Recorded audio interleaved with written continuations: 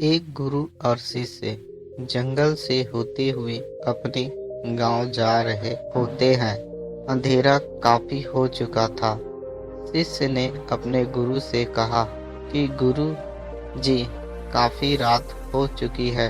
अगर आप कहें तो आज की रात यहीं आसपास के किसी गांव में गुजार ले। गुरु जी ने अपना सिर हिलाया और वो आसपास के गांव में एक छोटे से घर के पास जाकर रुके। अब जैसे ही वहां गए, शिष्य ने दरवाजा खटखटाया। उस घर से एक आदमी बाहर आया तो गुरुजी ने बोला, हम अपने गांव जा रहे थे, लेकिन काफी रात होने के वजह से हमने इसी गांव में रुकने को सोचा।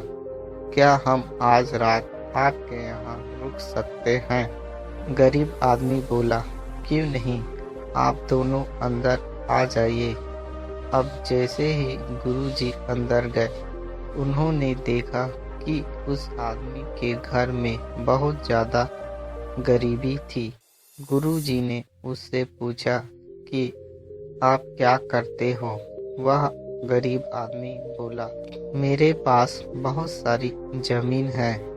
तो गुरुजी ने बोला, अगर तुम्हारे पास बहुत सारी जमीन है तो इस तरह से क्यों रह रहे हो? वह आदमी बोला, यह किसी काम की नहीं। गांव वाले बोलते हैं कि ये जमीन बंजर है, यहाँ पर कुछ भी नहीं उगाई जा सकती और वहाँ फसल उगाना बहुत बड़ी बेवकूफ़ी है। गुरुजी ने बोला कि तुम्हारा गुजारा कैसे होता है? उसने बोला कि मेरे पास एक भैंस है जिससे मेरा पूरा घर चलता है। ये सुनने के बाद गुरुजी सो जाते हैं और रात में जब सब सो रहे होते हैं तब गुरुजी अपने शिष्य को उठाते हैं और उस आदमी की भैंस लेकर अपने गांव चले जाते हैं। शिष्य अपने गुरु से पूछता है, गुरुजी, कहीं आप ये गलत तो नहीं कर रहे? उस गरीब आदमी की रोजी रोटी इसी भैंस की वजह से चलती है। तो गुरुजी अपने शिष्य की तरफ देखते हैं और मुस्कुराते हुए आगे बढ़ जाते हैं। उस बात को तकरीबन 10 साल गुजर जाते हैं और जो गुरु का शिष्य था वह बहुत बड़ा गुरु बन चुका था। एक दिन उसने उस गरीब आदमी की याद आती है कि मेरे गुरु ने उस आदमी के साथ अच्छा व्यवहार नहीं किया था। मुझे एक बार चलकर देखना चाहिए कि वह आदमी किस परिस्थिति में है।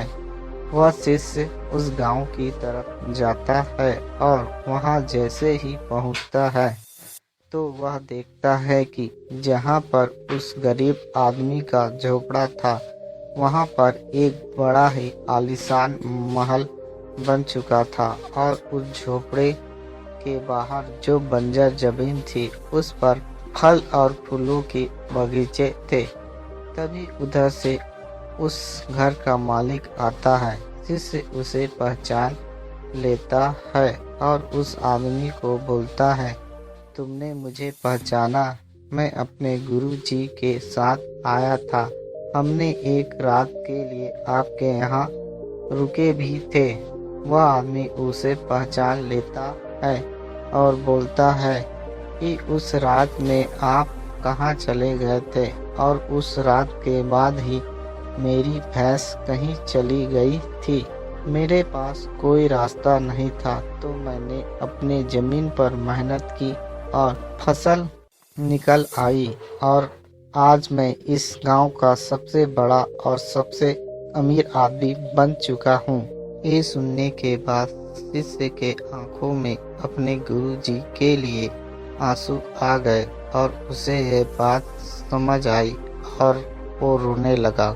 हमारे अंदर बहुत सी टैलेंट छुपी हुई है, लेकिन हमें कोई न कोई चीज़ रोक कर रखी है। जय हिंद।